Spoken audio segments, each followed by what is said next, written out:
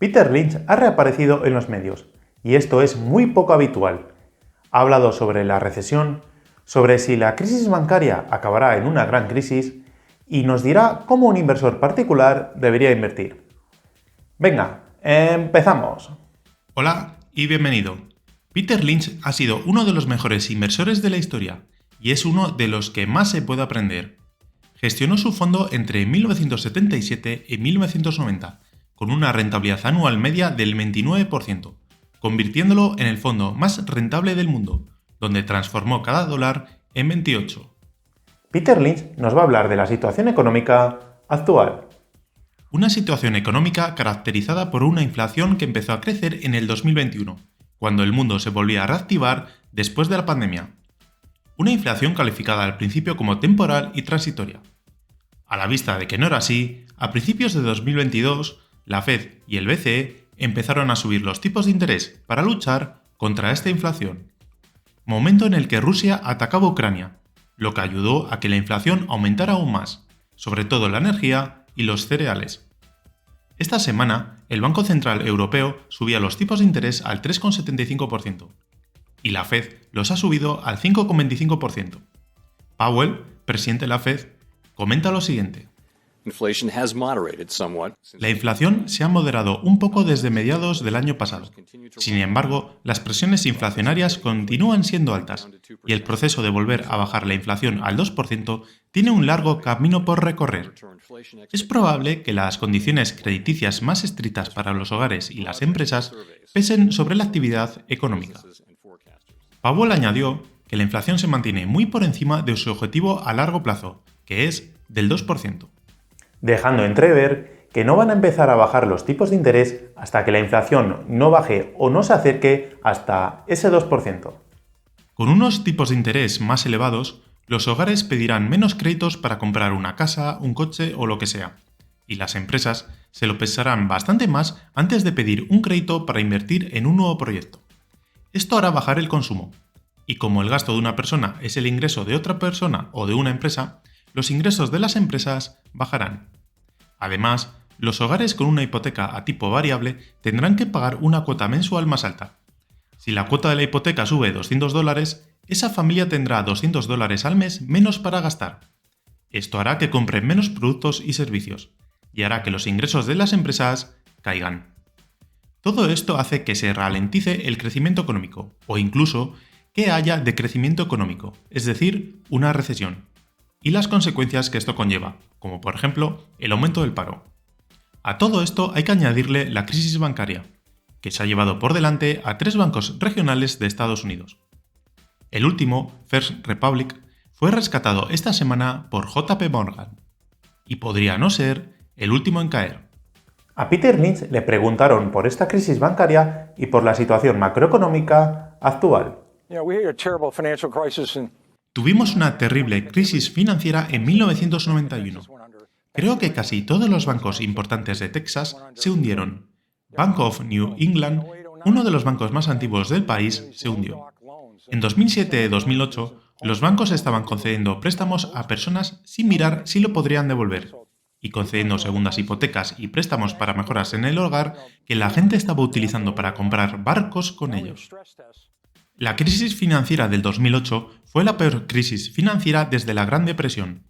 Fue causada por la asunción de riesgos excesivos por parte de las instituciones financieras norteamericanas, que otorgaban préstamos a personas con alto riesgo de impago, lo que fue conocido como las hipotecas subprime. Te dejo toda la historia de esta crisis en el primer comentario. Lo que se dijo entonces al principio de la crisis es que la crisis se limitaría solo a las hipotecas subprime y no se extendería. Al final, la crisis acabó en una gran recesión mundial. También, en ese momento, la Fed subió los tipos al 5,25%, justo al mismo nivel que el actual.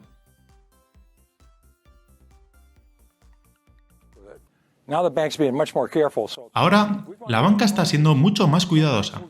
Ya hemos pasado por otras crisis, y ahora algunos bancos se hundirán. 400 quebraron después de la crisis de 2008-2009. Ahora tenemos pruebas de estrés. Creo que el sistema bancario ha mejorado. Pero aún así, habrá algunas compañías que quebrarán. Es la naturaleza de esto. Tampoco se parece nada a 1980-1981.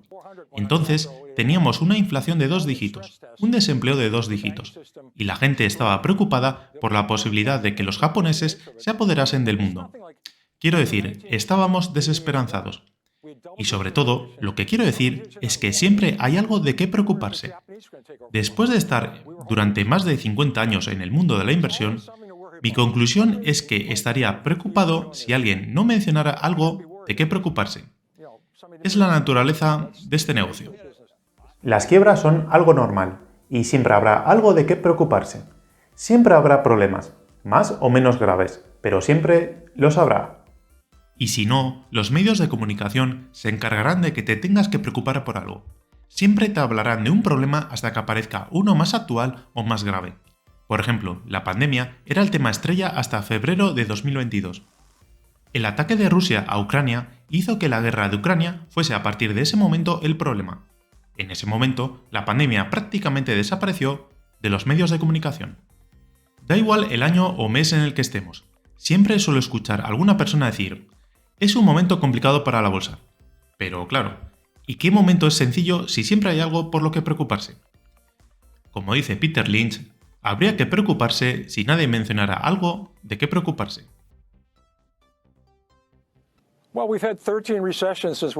Bueno, hemos tenido 13 recesiones desde la Segunda Guerra Mundial y hemos tenido 13 recuperaciones. Tal vez vayamos a tener una. Si se trata de una recesión, probablemente será la más predicha de la historia. Nunca supe cuándo vamos a tener una recesión. Me encantaría saber el futuro. Sería muy útil. Sería un mejor inversor. Pagaría $5 extra por el Wall Street Journal del próximo año. Realmente me ayudaría. No puedo predecir el futuro, pero esta recesión es tan esperada, tan predicha. Quizás llegue, no lo sé. Peter Lynch resalta que nunca se había predicho tanto que iba a ocurrir una recesión. Pero ahora, con Internet en el móvil, redes sociales, YouTube, etc., es mucho más fácil que antes llegar a la gente y transmitir este tipo de mensajes. Pero la realidad no cambia. Sabemos que va a ocurrir una crisis. Habrá crisis en el futuro. El problema es que no sabemos cuándo. Peter Lynch nos indica que la bolsa en media cae un 25% más cada 6 años. Así que sabemos que de vez en cuando hay caídas grandes, pero no sabemos cuándo ocurrirán. Antes de seguir, quiero darte de nuevo las gracias por dar me gusta a los vídeos, que ayuda mucho al canal. Si no estás suscrito y te gusta el contenido, te invito a suscribirte y a compartir el vídeo con una persona a la que le guste tanto la inversión como a ti. La gente intenta predecir el mercado de valores. Eso es una pérdida total de tiempo. Nadie puede predecir el mercado de valores. Intentan predecirlo.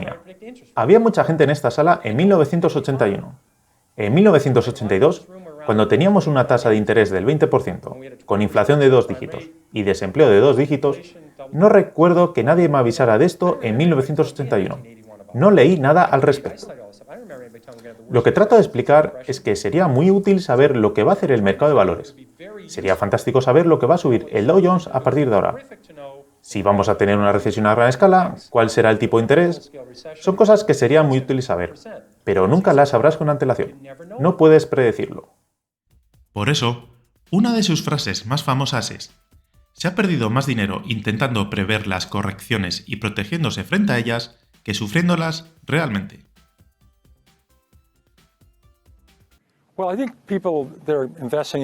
Bueno, creo que la forma en la que invierte en acciones la mayoría de la gente es triste. Son cuidadosos cuando compran un frigorífico o un billete de avión. Son cuidadosos con su dinero. Pero si escuchan hablar sobre una acción en el autobús, invierten en ella $5.000 o $10.000. No tienen ni idea de lo que hacen. Así que realmente tienes que tener cuidado. Mira a la empresa, mira el balance. Piensa cuál es la razón por la que el precio de las acciones debería ser más alto en el futuro. Y porque la acción está subiendo no es una buena razón. Esto es básico. No invertir en algo si no lo entendemos bien. Invertir sin investigar es como jugar al póker sin mirar las cartas. Comprar una acción sin saber nada de ella es apostar y eso no es bueno. No creo que la gente entienda que existe una correlación del 100% entre lo que sucede con los beneficios de una empresa durante varios años y lo que sucede con las acciones. Como a McDonald's le ha ido muy bien como empresa, a la acción le ha ido también muy bien. La gente se preocupa por el exceso de la oferta monetaria, por lo que está pasando con el precio del petróleo, por quién será el presidente, quién está siendo nominado para la Corte Suprema, por la capa de ozono.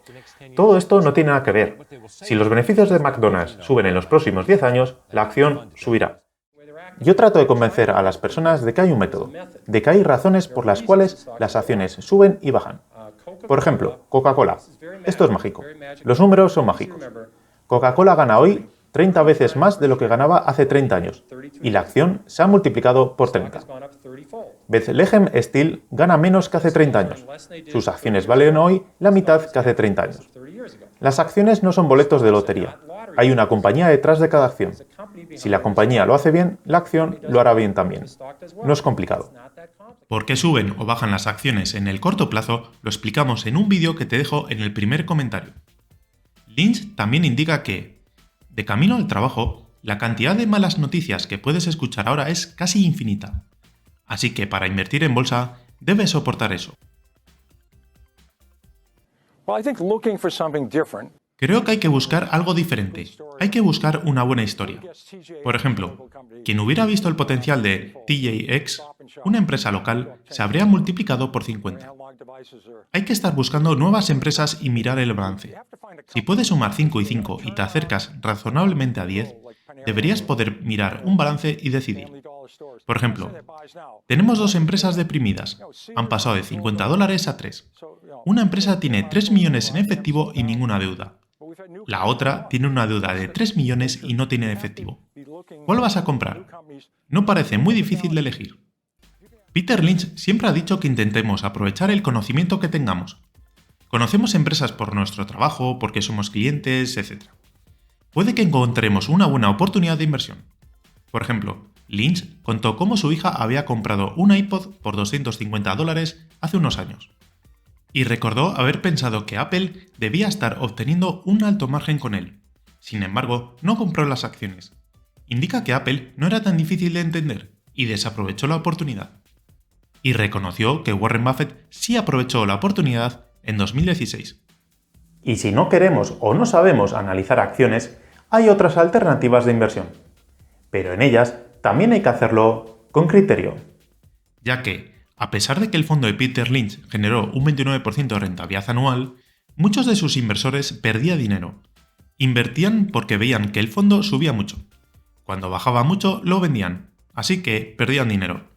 Si invertimos en un fondo o en un índice, lo haremos si confiamos en el gestor o si no nos preocupa que baje el índice. Ya que, si no, venderemos en el peor momento y nuestra rentabilidad será mala. La bolsa, vista a muy largo plazo, ha tenido una tendencia alcista constante, como vemos en su rentabilidad real en los últimos 200 años, es decir, descontando inflación. Pero aunque a largo plazo la bolsa sea alcista, Peter Lynch avisa de que no se sabe lo que hará la bolsa en 1, 2 o 3 años, y por eso no recomienda invertir en bolsa a las personas que vayan a necesitar ese dinero en 1, 2 o 3 años. Peter Lynch siempre ha defendido la capacidad del inversor particular para batir al mercado. Eso sí, siempre que se invierta con criterio. Para invertir con criterio es muy importante seguir las 7 reglas de Warren Buffett que vimos en el vídeo que te dejo aquí. También te dejo aquí la opción para que te puedas suscribir. Si te ha gustado el vídeo, dale a me gusta y recuerda, compra barato y vende caro.